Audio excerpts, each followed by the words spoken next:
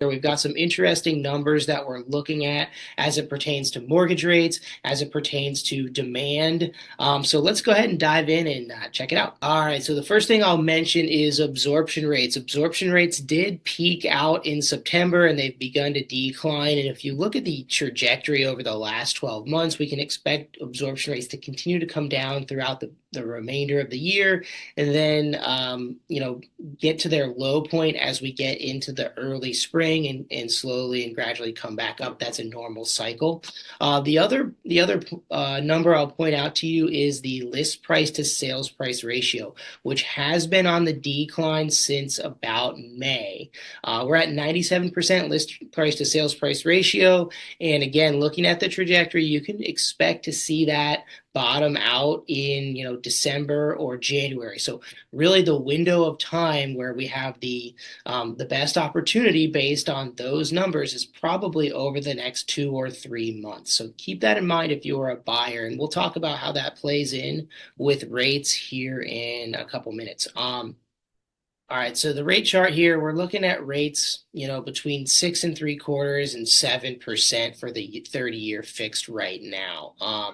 The Mortgage Bankers Association just had their annual meeting at the end of October, and a couple of pieces of information came out from that. First, they are predicting that rates are going to remain relatively steady in the 6% range for the foreseeable future.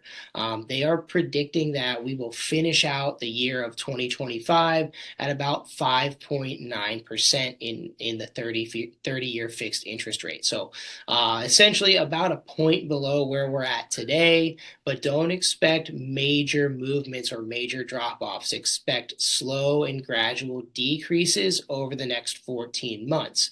So if you're looking to buy, I think it's more important to get a good value on the property than it is to worry about whether your rate is, an eighth of percent lower or something of that nature.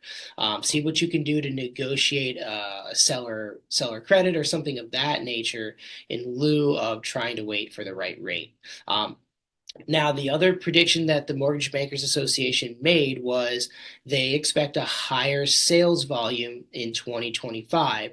They expect that slight decrease in conjunction with other economic factors is going to reduce the lockout effect that we are seeing with home sellers, meaning that more home sellers will be willing to put their homes on the market. Therefore, that's going to free up some inventory, and we're going to see an increase in buyer demand and thus an increase in sales volume over the next 12 to 14 months. So those are all good factors for the market. Expect the market to be relatively slow or slower now until the end of the year, and I expect it to shoot right back up as we get into January and early spring. So that's your October market update. Thanks everyone for watching, and I'll see you next month.